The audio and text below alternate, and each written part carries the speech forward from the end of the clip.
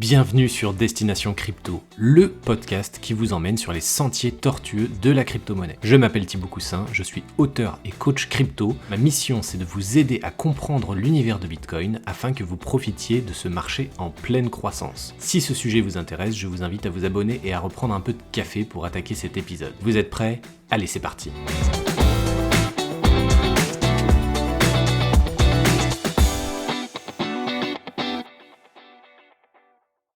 Bienvenue dans ce nouvel épisode de podcast. J'ai la chance aujourd'hui de recevoir Carla, plus connue sous le nom de Carlita Crypto. C'est une passionnée de Web3, spécialiste en vulgarisation, investisseuse, mais aussi YouTubeuse. Bonjour Carla, merci d'être là et comment vas-tu? Hello Thibaut, ça va? Merci à toi pour l'invitation. Ça fait plaisir, contente d'être ici, tout va bien. Le marché est un peu catastrophique ces dernières heures, mais on fait avec. Oui, on est en plein dans le bain de sang FTX, donc là on est, on a des petites nuits et puis il y a énormément d'actu qui tombe au fur et à mesure, donc on est en plein dedans là. Alors pour commencer, est-ce que tu peux nous faire un rappel de ton parcours et comment ta passion sur le Web3 est arrivée? Oui, bien sûr. Alors du coup, donc moi je m'appelle Carla, alias Carlita Crypto. J'ai 23 ans, bientôt 24 et j'ai un parcours, on va dire, assez classique. Je suis en école de commerce. Je suis en dernière année de master et j'ai découvert les cryptos il y a un peu plus d'1 an et demi, 2 ans. Et en fait, au début, j'ai découvert les cryptos par les NFT. Donc je suis allée à une conférence qui parlait de NFT, j'ai rien compris et je me suis dit: «Il faut que je comprenne ça, qu'est-ce que c'est? De quoi ça parle?» Je suis rentrée chez moi, j'ai commencé à regarder, puis j'ai commencé à acheter des NFT avec de la crypto, sans même savoir ce que c'était pour le coup et après je me suis dit: «Bah, faudrait quand même que je me renseigne, c'est quoi en fait des Ethers, les trucs que je paye hyper cher?» Et puis j'ai commencé à regarder, ça m'a bien plu et puis je me suis pris au jeu et de fil en aiguille, en fait, je passais tout mon temps sur mon ordinateur à essayer de comprendre de plus en plus qu'est-ce que c'était que la crypto et des notions qui étaient dans la crypto et donc voilà, c'est un peu mon parcours et puis j'ai lancé ma chaîne, il y a maintenant 6-7 mois. D'accord et c'est intéressant, ça veut dire que tu es rentré vraiment avec le domaine des NFT. C'est Oui, pas, Bitcoin ou c'est pas, non, quelqu'un qui est venu te voir pour, «Vas-y, on investit». C'est vraiment les NFT. La ouais, les curiosité, NFT. technique, quoi. Ah ouais. Ouais, les NFT, c'était, en fait, je suis allée dans une conférence, je crois que le mec, la première chose qu'il a dit, c'est: «Si vous voulez faire de l'argent, vous êtes au bon endroit». Spoiler, j'ai jamais fait d'argent avec les NFT puisque je me suis fait scam au final. Mais ouais, c'était par les NFT la première fois que je suis rentrée dans la crypto. Ah ouais, super. Eh ben, écoute, moi non, c'était plutôt par Bitcoin. La porte Bitcoin où j'ai commencé à gratter sur la technologie et je me suis rendu compte qu'il y avait énormément de choses et que c'était, plus qu'un simple nom et un simple objet de spéculation. Alors on enchaîne. Pourquoi avoir créé ta chaîne YouTube? Bah, du coup, donc comme je disais, j'ai créé ma chaîne il y a 6-7 mois. Alors, pour, je pense plusieurs raisons. La 1re, c'est que, les personnes autour de moi sont pas du tout dans la crypto, dans le Web3 et me posaient souvent la question de: «Mais qu'est-ce que tu fous, devant ton ordi toute la journée? On ne te voit plus en soirée». Et puis je leur expliquais: «Bah, ouais, je me renseigne sur la crypto, blablabla, c'est trop bien, il y a ça et cetera». Ils me disaient: «Mais c'est quoi le Bitcoin? C'est quoi la blockchain?» Et chaque fois que j'expliquais et en fait, j'en avais marre d'expliquer à tout le monde. Du coup, je me suis dit: «Bah, si je lançais une chaîne YouTube, il faudrait que, bah, voilà, je le ferais une fois et aux gens qui me diraient ça, je dis: "Bah, allez voir ma dernière vidéo". Comme ça, ce serait plus simple et en parallèle de ça, j'ai rencontré, d'autres, youtubeurs, on va dire, crypto, par hasard et puis ils m'ont pas mal motivée aussi à lancer ma chaîne, à me dire que, bah, il y avait pas de filles aussi qui étaient, sur YouTube et que, j'avais clairement une place à prendre et puis que j'expliquais bien et cetera aux gens qui connaissaient pas donc d'y aller quoi et je me suis, lancée.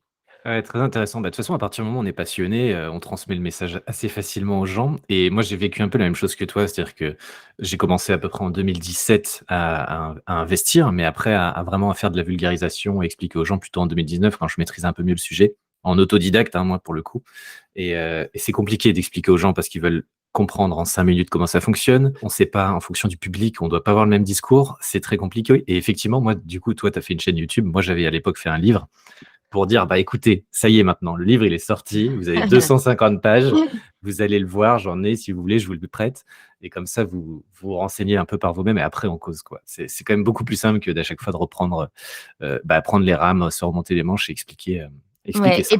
et puis c'est surtout compliqué, tu vois? Parce qu'il faut trouver un équilibre, je pense, entre de la vulgarisation, de la démocratisation, mais que ça reste correct, tu vois? Faut pas rendre le truc faux non plus, mais à la fois, faut pas qu'il soit, très réaliste parce que sinon les gens ne comprennent pas et ça, c'est un équilibre à avoir qui est pas mal, difficile à trouver, je pense. Ouais, tu as totalement raison. Faut pas mettre Bitcoin et tout sur un piédestal. Il y a des choses extrêmement passionnantes et extrêmement, fortes à travers tout ça, mais il faut aussi être réaliste. Il y a beaucoup de spéculation, il y a beaucoup de risques et tout ça, donc ouais, je suis d'accord avec toi. Alors, tu as ta chaîne YouTube, que Mmh. j'invite tout le monde à aller voir et je mettrai bien évidemment tous les liens dans la description de l'épisode et tu participes aussi à la chaîne Twitch de Crypto Future qui est quelqu'un qui a voilà un certain standing, on va dire, dans l'univers de la crypto-monnaie. Qu'est-ce que cela t'apporte d'avoir en plus de ta chaîne YouTube, cette chaîne Twitch avec Crypto Future?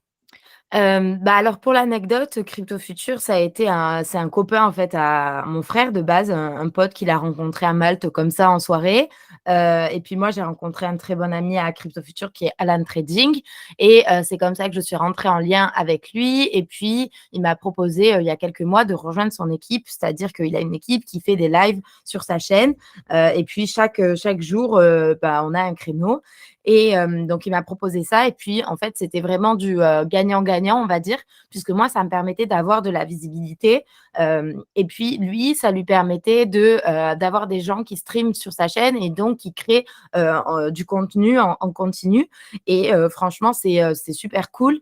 C'est, l'équipe de Crypto Future et Crypto Future sont super sympas et c'est vraiment, cool d'avoir, bah, cette équipe pour s'entraider.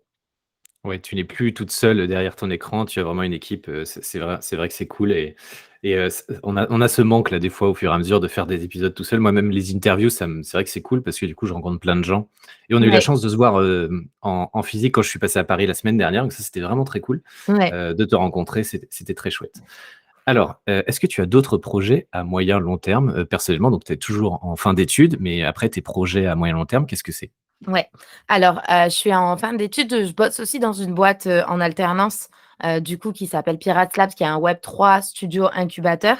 Donc en fait, moi, je fais tout ce qui est content création, growth marketing et on va aider plusieurs boîtes qui se lancent dans le Web3, que ce soit gaming, ticketing with blockchain et cetera.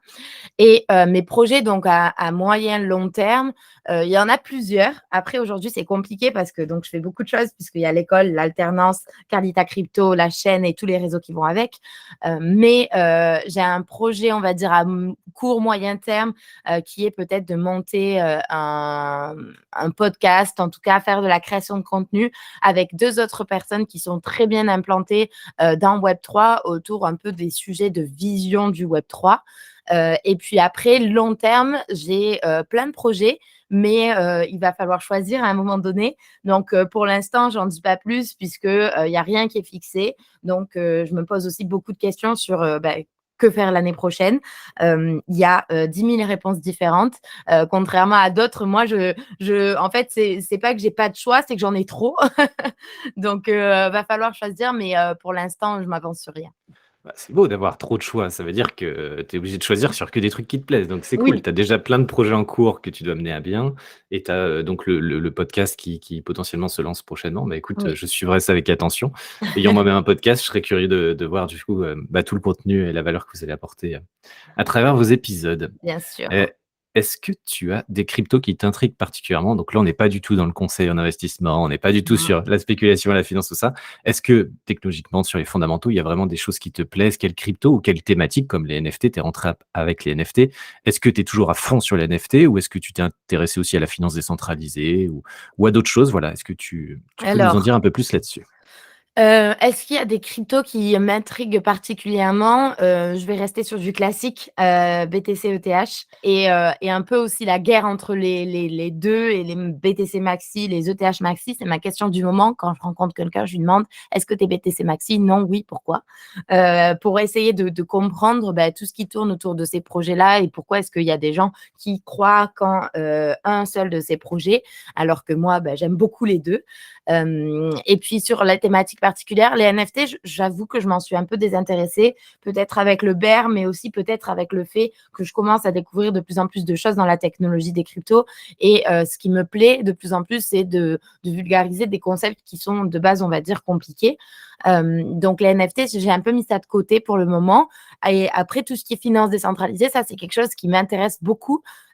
Aujourd'hui, surtout, les applications ne sont pas encore vraiment, je pense, assez développées, assez, on va dire, user-friendly pour que les personnes, on va dire, lambda ou qui viennent de comprendre les cryptos arrivent à jouer avec la finance décentralisée. C'est quelque chose que je creuse très souvent. Après, ce qui m'intéresse, moi, c'est voilà, comprendre des petits concepts, tu vois, comme l'histoire des layers 0, 1, 2, 3, une vidéo que j'avais fait, où comment est-ce que ça marche, comment ça s'articule, quelle est la différence entre tout ça. J'ai pas mal creusé aussi les types de layer 2, les ZK Rollup, Optimistic Rollup, les différences, etc. Quel est l'avenir, lequel ne l'est pas. Et donc ça, c'est des notions, en fait, au fur et à mesure que je gratte dans la crypto, j'entends des choses et je me dis, ces notions-là, il faut que je les creuse et que je les comprenne. Ouais, c'est intéressant ce que tu dis. Il faut se rendre compte que, on peut gratter juste la surface en regardant un peu Bitcoin, les NFT, tout ça, mais on peut aller vraiment très, très loin. Les histoires de layers, les différents protocoles, le Lightning Network, enfin, il y a vraiment énormément de choses et le problème, c'est que c'est un temps plein rien que pour se tenir à jour de ce qui Mmh. sort et donc voilà, c'est pas évident, mais en tout cas, c'est intéressant de voir que tu t'es un peu détaché des NFT pour te recentrer sur d'autres choses, Ouais, alors que je vais plus aux fondamentaux là maintenant. OK, alors que moi, je suis, on va dire, un peu plus parti des fondamentaux et maintenant je me projette un peu plus sur tout ce que les NFT peuvent, proposer et on avait, je découvre des exemples tous les jours de nouvelles, fonctionnalités, de nouveaux use cases de ce que les NFT pourront proposer. Donc c'est très intéressant de voir, un peu les différences, de parcours et cheminement de pensée. Comment est-ce que tu vois le marché des cryptos évoluer dans les prochaines années? Là, on est en plein dans un bain de sang, mais Ouais. on va dézoomer un peu, on va prendre du recul et comment tu vois le marché évoluer dans les, je sais pas, les 3, 5, 10 prochaines années? Est-ce que voilà, comment tu ressens ça, pour l'avenir? Alors bon, si on fait on f je peux pas tellement faire abstraction du fait qu'on est dans un bain de sang en ce moment et que la situation est compliquée.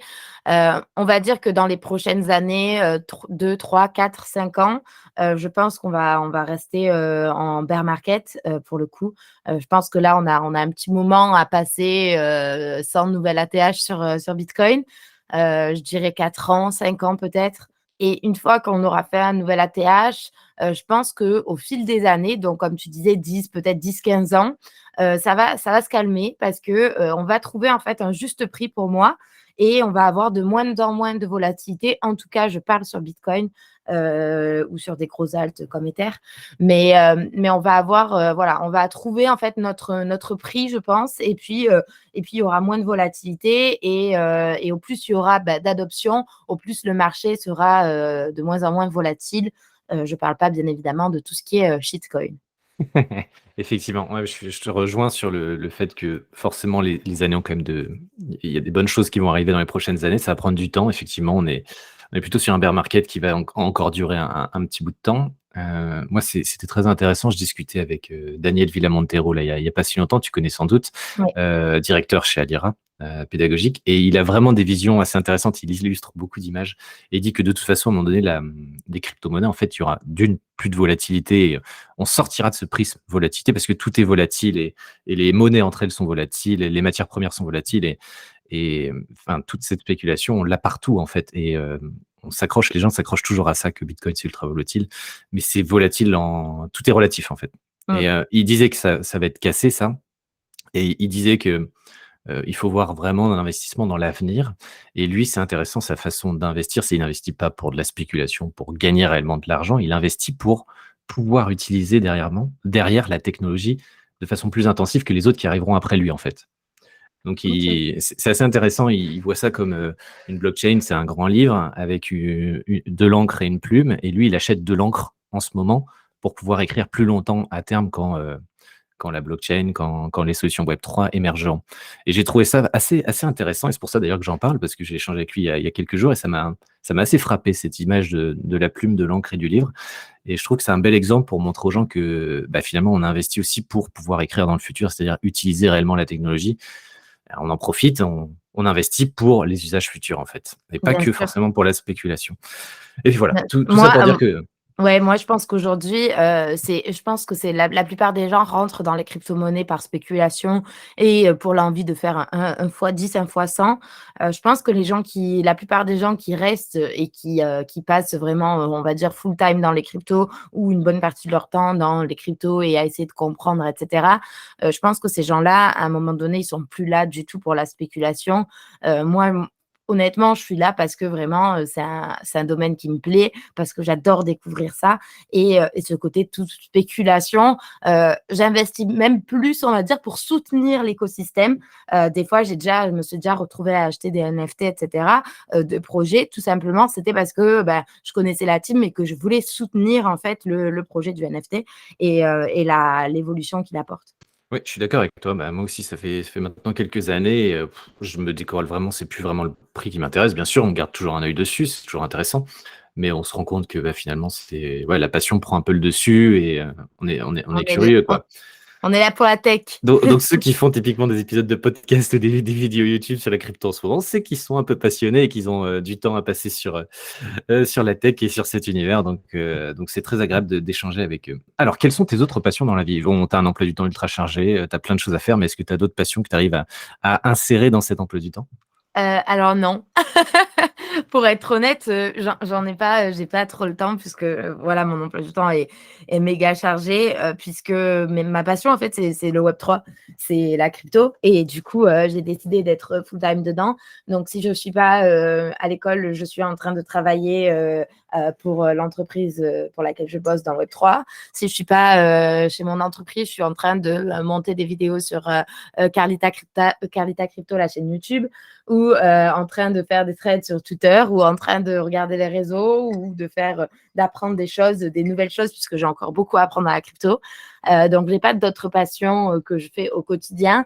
J'ai été passionnée il y a plusieurs années d'équitation, mais malheureusement j'ai arrêté parce que déjà c'était beaucoup trop cher et en plus de ça j'ai déménagé en région parisienne et c'est pas super évident de trouver un centre équestre, etc.